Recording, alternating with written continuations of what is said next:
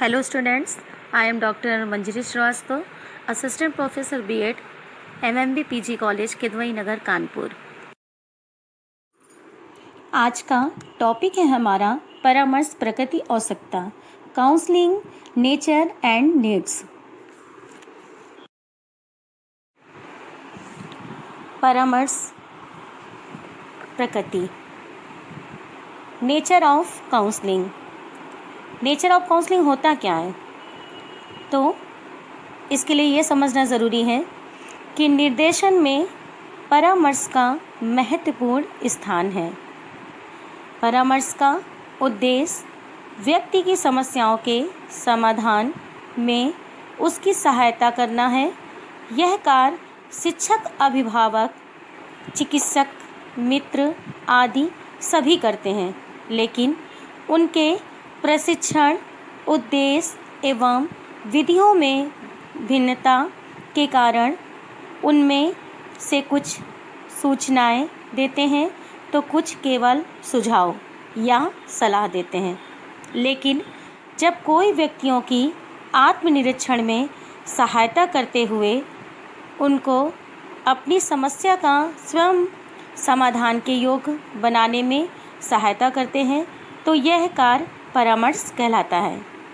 मान लीजिए कि परामर्श शब्द दो व्यक्तियों के संपर्क की उन सभी स्थितियों का समावेश करते हैं जिनमें एक व्यक्ति को उसके स्वयं के एवं पर्यावरण के बीच अपेक्षाकृत प्रभावी समायोजन प्राप्त करने में सहायता की जाती है। जैसे परामर्श का अर्थ पूछताछ, पारस्परिक तर्क वितर्क या विचारों का पारस्परिक आदान प्रदान करना होता है। यह है परामर्श की प्रकृति।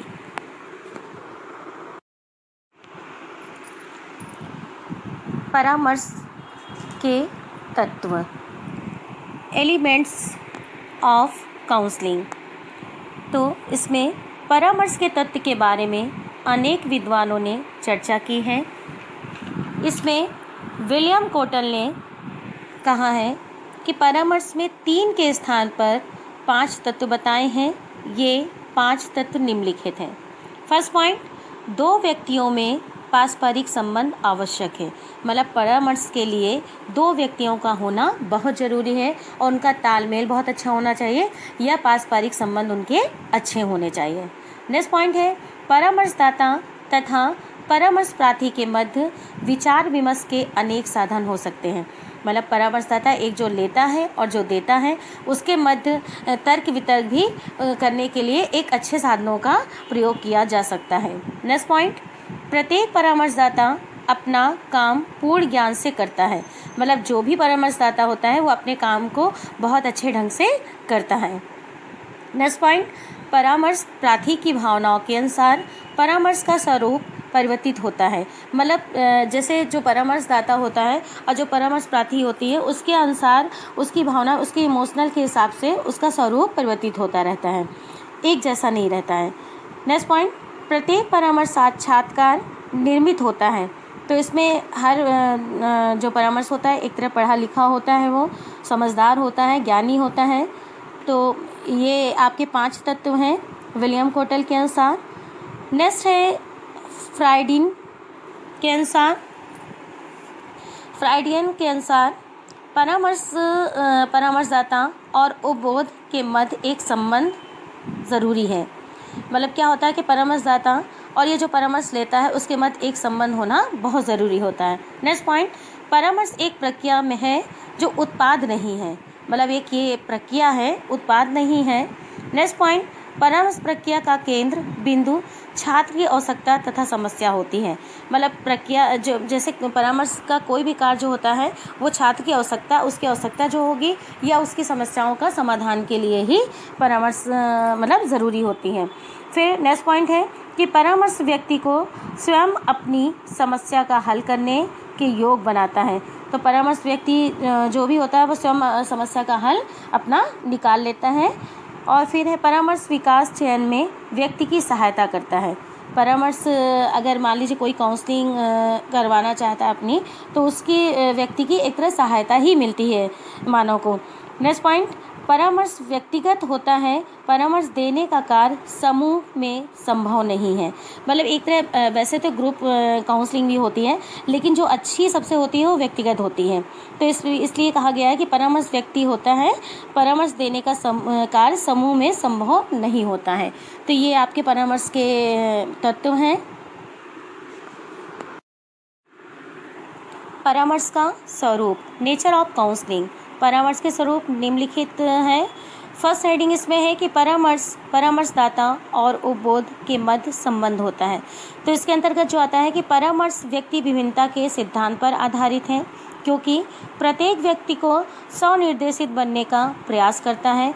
उपबोध की व्यक्तिगत समस्याओं में अधिक रुचि रखता है। उपबोध के द्वारा परामर्शदाता किस रूप में स्वीकार किया जाता है, यह भी उपबोध के अधिगम से प्रभावित करने वाला प्रमुख कारक है। जैसे मान लीजिए कि इसमें यह है कि हर व्यक्ति स्वयं निर्देशित करना चाहता है, अपने को निर्देशन बनना चाहता है, लेकिन इसमें एक चीज़ ये भी है कि जब वो एक तरह निर्देशित बन जाता है तो वो जो भी उपबोध आता है उसके पास, तो उसकी समस्याओं का, उसकी व्यक्तिगत समस्याओं का अच्छे से वो समझता है और उसकी चीज़ों में रुचि भी लेता है। और एक चीज़ ये भी है कि परामर्शदाता उसको किसी रूप में भी स्वीकार करता है और उसके उपबोध के, जैसे उपबोध की जो अधिगम है उसकी प्रक्रियाओं को भी प्रभावित करता है कि वो किस तरह उससे बातचीत कर रहा है या तर्क वितर्क कर रहा है, इसका भी वो ध्यान देता है और मतलब मान लीजिए कि प्रभावित करता है, एक कारक ये भी साथ में। नेक्स्ट हेडिंग है परामर्श का संचालन संवेगिक स्तर पर होता है। तो परामर्श का संचालन संवेगिक स्तर पर इस प्रकार होता है कि निर्देशन व्यक्ति को स्वयं निर्णय लेने में सक्षम बनाता है। और इस प्रकार निर्देशन व्यक्ति की बौद्धिक स्तर पर सीमित होता है, जबकि परामर्श निर्णय लेने का अधिगम संवेगात्मक स्तर पर संचालित होता है। इसमें यह भी है कि निर्देशन को व्यक्ति को स्वयं निर्णय लेने की क्षमता बनाता है, एक तरह उनमें क्षमता रहती है खुद सेल्फ डिफेंड होने की, और उनकी बौद्धिक स्तर भी सीमित रहती है। नेक्स्ट हेडिंग है परामर्श सहायता प्रदान करने वाला संबंध है। तो इसमें यह है कि परामर्श के स्वरूप का एक महत्वपूर्ण बिंदु है, क्योंकि यह सहायता पद्धत संबंध को प्रकट करता है। व्यक्ति अपनी आवश्यकताओं की पूर्ति के समय अनेक बार दुविधा वाली स्थिति पहुंच जाता है, जैसे सहायता देने या लेने संबंधी संबंध निरंतर आदिकाल से चले आ रहे हैं, वही परामर्श का एक महत्वपूर्ण तत्व बन जाता है। इसमें भी यही है कि एक मतलब परामर्श का जो स्वरूप होता है वो मेन होता है, और इसमें व्यक्ति की जो आवश्यकताएं होती हैं या उनकी जो भी दुविधा होती है उसका समाधान ये परामर्श ही करता है, और ये सहायता लंबे समय से चली आ रही है, ये आज से नहीं है। तो इसलिए परामर्श का एक महत्वपूर्ण तत्व ये भी बन जाता है। नेक्स्ट हेडिंग इसमें यह है कि आत्मस्वतंत्रता के स्तर को पहुँचने में परम सहायक। तो इसमें यह है कि परामर्श का लक्ष्य उपबोधक को स्वयं को समझने में सहायता करता है, और इसमें यह भी है कि परामर्श व्यवहार परिवर्तन के संबंध उपबोध की भावनाओं का ध्यान भी देता है, और स्वज्ञान, स्व निर्देशन और स्व प्रेरणा द्वारा उपबोध को आत्मस्वतंत्रता के स्तर पर पहुंचने में सहायता प्रदान करता है। इसका मेन उद्देश्य यही है, उपबोध के व्यवहार को अभिवृत्ति में परिवर्तन करना आवश्यक है। नेक्स्ट हेडिंग ये है कि परामर्श मनोचिकित्सा नहीं है। इसमें यह भी है कि ऐसा चिंतन करना भी गलत है, क्योंकि मनोचिकित्सा में मानसिक रूप से अस्वस्थ व्यक्तियों का उपचार होता है, जबकि परामर्श समान व्यक्तियों के निर्णय लेने में सहायता की जाती है। तो ये एक तरह क्या होता है कि मनोचिकित्सा से संबंधित ये नहीं है, ये व्यावसायिक परामर्श है। ऐसा चिंतन गलत है, क्योंकि मनोचिकित्सा में मानसिक रूप से अस्वस्थ व्यक्तियों का उपचार होता है, जबकि परामर्श समान व्यक्तियों के निर्णय लेने में सहायता की जाती है। ये आपके परामर्श का स्वरूप है जो इस प्रकार से थे। परामर्श की आवश्यकता, नीड ऑफ काउंसलिंग। परामर्श में मूल आवश्यकता आमने सामने बैठकर समस्याओं को समझने और हल करने की है। इसमें परामर्श प्राप्त करने वाला तथा परामर्श देने वाला दोनों ही सम्मिलित होते हैं। तो इसके निम्नलिखित परामर्श होते हैं जो इस प्रकार से हैं कि अनौपचारिक परामर्श। अनौपचारिक परामर्श में क्या होता है कि इनको प्रशिक्षण की आवश्यकता नहीं होती है, लेकिन अगर इनको अच्छे प्रशिक्षण दिए जाए परामर्शदाता को, तो ये परामर्श के अधिक उपयोगी बनाया जा सकता है, इनको परामर्श के रूप में अधिक उपयोगी बनाया जा सकता है। नेक्स्ट है समान परामर्श। समान परामर्श ऐसे परामर्शदाता होते हैं कि इसमें व्यावसायिक व्यक्तियों जैसे डॉक्टर, अध्यापक, वकील, ये इनका काम एक तरह परामर्शदाता का बन सकता है, मतलब इनसे परामर्श लिया जा सकता है, एक भाग ये भी है। फिर व्यावसायिक परामर्श। व्यावसायिक परामर्श आपका ये है कि इसमें प्रशिक्षित होना बहुत ज़रूरी है, क्योंकि प्रशिक्षित व्यावसायिक व्यक्ति ही अच्छी ट्रेनिंग मतलब दे सकता है। तो इसमें प्रशिक्षित होना बहुत ज़रूरी है, क्योंकि प्रशिक्षित व्यावसायिक परामर्शदाता पूर्ण रूप से व्यावसायिक नीतिशास्त्र को समझने मानने वाला है तथा उसमें क्षमता हो कि वो दूसरे के व्यक्तियों के लिए महत्वपूर्ण निर्णय ले सके। अगर वो प्रशिक्षित होगा और अच्छे से प्रशिक्षण कर पाएगा तभी वो मतलब किसी के मतलब उसके समस्याओं का अच्छे से निर्णय ले सकता है या उसको समझा सकता है, अच्छी सलाह दे सकता है। एक चीज़ और है इसमें कि एक आवश्यकता और भी है इसमें कि मिस बैगडन के अनुसार इसमें यह है कि इनके निम्नलिखित आवश्यकताएं हैं। जब व्यक्ति कठिनाई अनुभव करता है और उनके निर्णय के लिए विश्वसनीय एवं गोपनीय सूचनाओं के विश्लेषण की आवश्यकता होना चाहिए। तो इसमें यह है कि जब व्यक्ति बहुत एक तरह मतलब उसके सामने समस्या ऐसी आ जाती है तो उसके निवारण के लिए एक तरह उसका विश्वास जीतना बहुत ज़रूरी होता है और उसको एकांत बैठाकर उसको सूचनाओं के उसके विश्लेषण करना चाहिए, उसको अच्छी से इन्फॉर्मेशन देनी चाहिए ऐसे व्यक्तियों को। नेक्स्ट पॉइंट, कभी कभी छात्र अपनी समस्याओं के प्रति सचेत नहीं होते हैं तथा समस्या समाधान के उपायों का ज्ञान भी नहीं होता है। ऐसे में समस्या के प्रति उनको सचेत करने एवं उसका समाधान परिस्थिति में परम आवश्यक है।